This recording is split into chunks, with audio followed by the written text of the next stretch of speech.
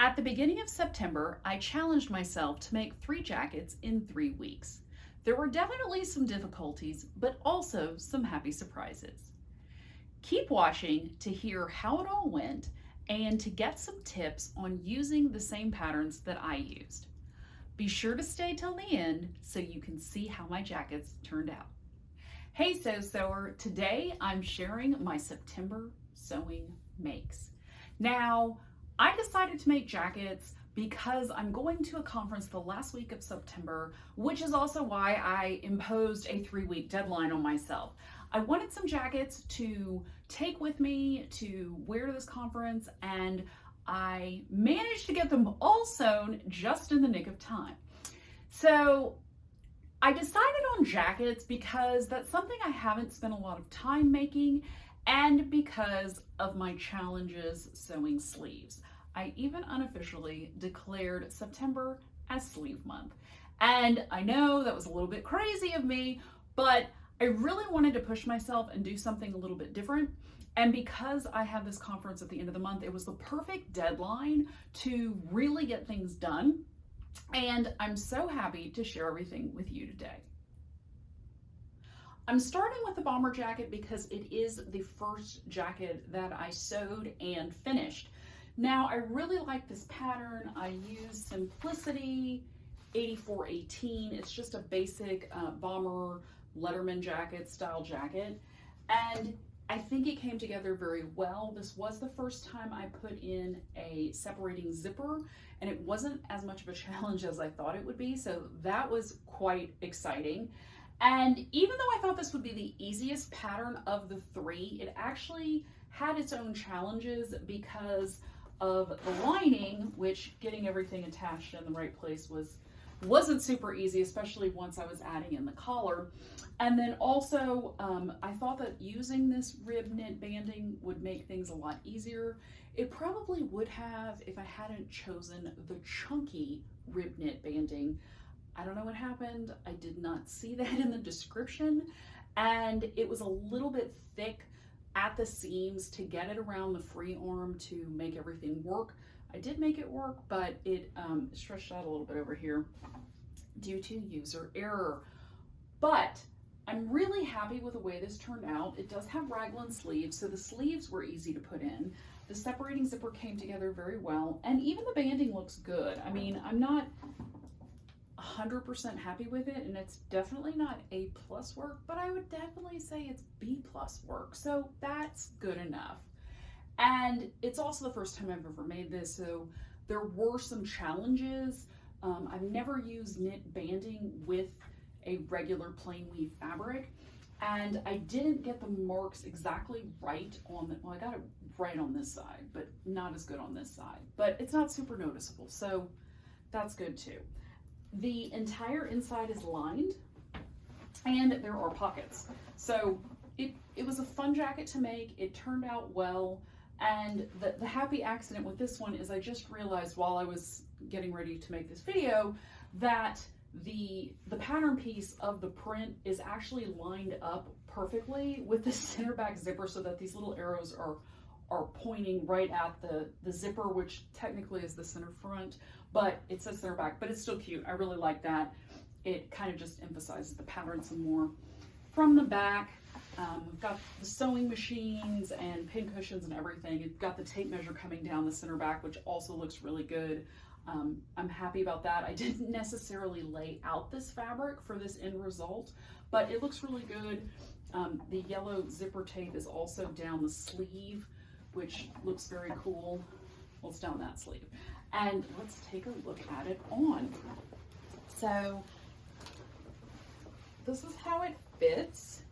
I did make this a size smaller because I was just planning to wear it over a t-shirt. So if you're concerned about the fit, make sure you look at the bust measurement of the finished garment on the actual pattern piece so that you can see that it's the right size for you. I did go down one because I'm not going to be wearing anything chunky under this. I'm probably wearing a black t-shirt, kind of like exactly what I have on today.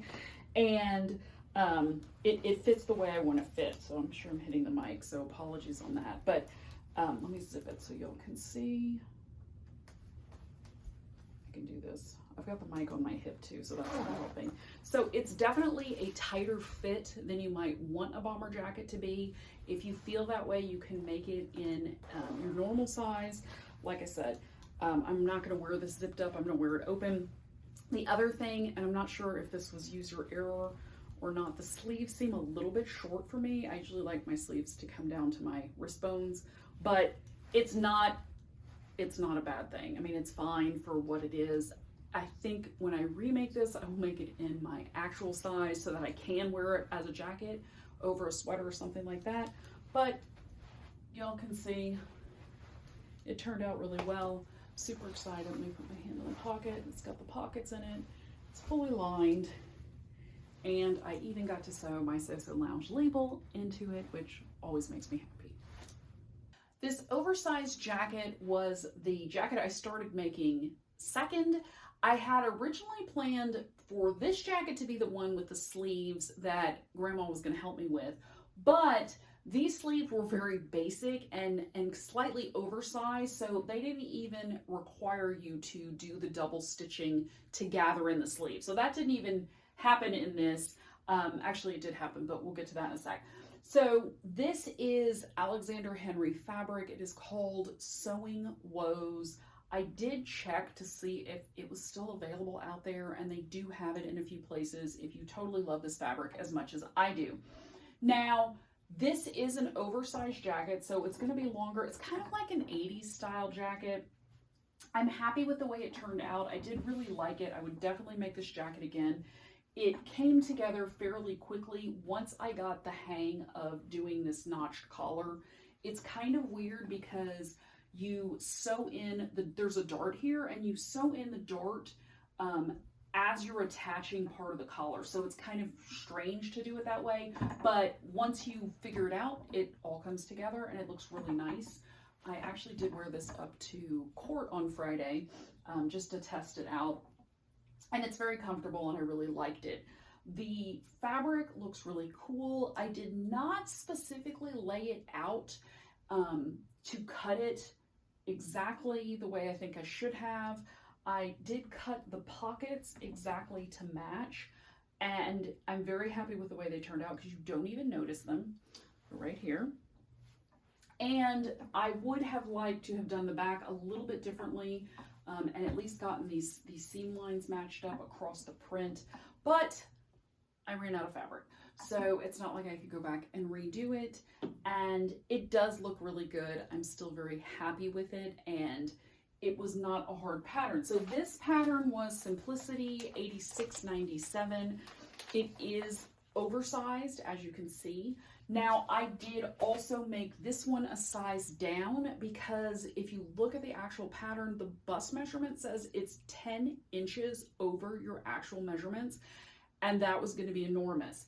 So let's put this on so you can see how it looks, because there's no way I could have made this in its regular size because it is a very oversized pattern. So sleeves are totally long enough in the 14, and this is the length and this is the boxiness of it. So definitely would make this again. It's super cute. I like the length. It looks cute with jeans. I wore it with a skirt on Friday and it looked very cute with a skirt. It would also look good with some kind of like skinny jeans. I have some skinny black jeans and it looked good with that too. So it's very versatile. It's a fun look if you're into that sort of 80s vintage vibe. This definitely is the perfect style for that. One thing I did not do, I actually put a buttonhole on here and sewed the button, but the button would be right in the middle of her nose, and so it looked like she had this giant clown nose, and so I took it off. Because I'm not going to button this jacket, it is a tiny bit tight over my hips. Not tight, but not comfortable. So I'm not going to button the jacket anyway, so I just sewed the buttonhole back together so it would lie nice and flat, and then I just took that button off. The sleeves do have buttons. You can see I was using black buttons, so that really would stand out here in the middle of her face. So I took that off, but this is what it looks like. I think it turned out very well. The sleeves were easy to put in. the instructions said to just, you know, pin them in, baste them, and then try it on, and then go sew them finally. I did do the double row of stitching because there was a little tiny bit of gathering that was needed to get that in, and I didn't want to have to rip it out and go through the whole sleeve process over and over. So I figured let's just start from the beginning with the double row of basting stitches, just gather it wherever it needs to happen. And they turned out well. It is a slightly dropped shoulder seam, so that's the other thing that makes it a little bit easier to get in than if it was higher up and needed to curve more. So this is the jacket. I love it. I love this fabric, and I think it's super fun. And let me know what you think about the first two jackets you've seen in the comments below. And last but not least is my Queen of Hearts jacket. This is a tulip pink fabric. The collection is Curiouser and Curiouser, and I believe it's called Red Queen. I'm not 100% on that, so you can find it though. And this was its own challenge. Just like the last jacket with the dart attaching the collar facing, it was a little bit complicated. I did get it figured out. Once I got everything marked exactly right, which I learned from the previous jacket that I needed to do that, I did a better job marking on this and stopping where I needed to stop. If you look at the pattern, you'll understand what I mean. And I used McCalls 5668, which is a Sewing with Nancy pattern. Some things about this pattern that I feel must need to be stated. With the princess seams, they said just put the fabric that needs to be gathered, so the front, to put it on the bottom next to the feed dog, and then just sew your seams and everything comes together perfectly. I don't know about you, but that never works for me. So I went to my Vogue sewing book and looked at princess seams and how to put them in, and the suggestion was to sew a stay stitching line at a 1/2 inch inside the seam allowance, and then to clip to that line and then pin in the seam and then stitch at 5/8 of an inch. And you can see I've got gorgeous, gorgeous princess lines on this whole jacket, front and back. This is the first time I've used this method, and it worked magnificently. So if you have the problem of not being able to just make the princess seam come out because like it just doesn't ease in the way it's supposed to with the feed dog, try this method. You will definitely thank me for it later, because I've never used this. It worked perfectly, and I never have princess seams that look this good. So you should try it too. The next thing is that these are the sleeves, or one sleeve. Actually, I put both of them with Grandma, but only one of them was on camera. If you missed that video, you should go check it out. I was sewing with my grandma. We put in the sleeve of this jacket. It's very entertaining, and Grandma had a really good time. We both had a great time. In fact, we had such a good time that neither of us bothered to look at the instructions, which say to keep the facing out of the seam, the armhole seam. So Grandma spent all this time basting the facing in place and doing all of this, and then once I got a little bit further down the line, finishing the jacket, the facing has to be released from the armhole seam, so I had to go cut it out, but it's all fine. It just took a lot longer than it should have taken for that reason, and I got to hang out with Grandma, so it doesn't really matter, and we had fun. But just if you're going to be making this, do not catch the facing in the armhole seam. It will give you difficulties when you have to finish the front of the jacket later. Now, the sleeves also are lined. That's the only part of this jacket that's lined. The rest of it is just, you know, open seams. I tried sewing this with the time estimates of the pattern, and I couldn't do it. I think that you would have to be very experienced to be able to do it in the time that she suggests. You know, cutting the interfacing and attaching it, yeah, that doesn't take 10 minutes. So I did that in less time than required, but everything else took a lot longer. And I think putting these self-imposed time limits, or the pattern imposing time limits, is one of those things that it causes unnecessary stress. And I really wasn't following it. I was just like, well, hey, let me see if I can do it in the amount of time suggested. And I couldn't.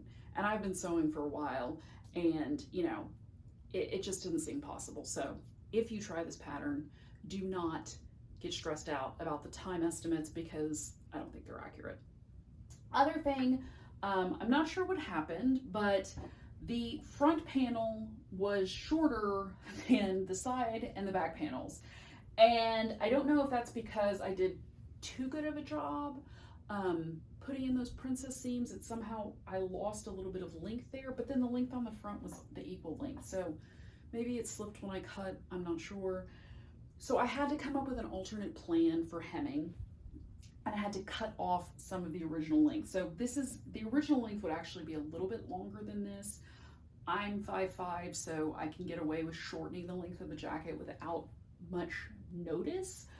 I did have to use some lace hem tape to finish this, because I did not have enough fabric to turn it under and then still have a nice size seam. So thankfully I had a bunch of vintage seam tape or hem tape, and thankfully it was nylon, so it'll last forever. Let's put this on and I will show you how it looks. Now, the one thing I have not done with this jacket is finish the facings. So I have to tack the facings. I'm still trying to figure out where to do that. And I did not add the shoulder pads, because the pattern recommends 1/2-inch shoulder pads, and I think they're just too big.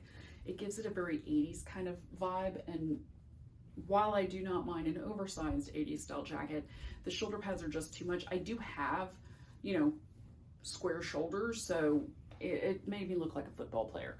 Anyway, so I'm gonna go get some smaller shoulder pads, try it again. We'll see how it looks. I think the shoulders look nice, and it looks cute on. So it would probably be about 1 inch longer if you made it in the correct length.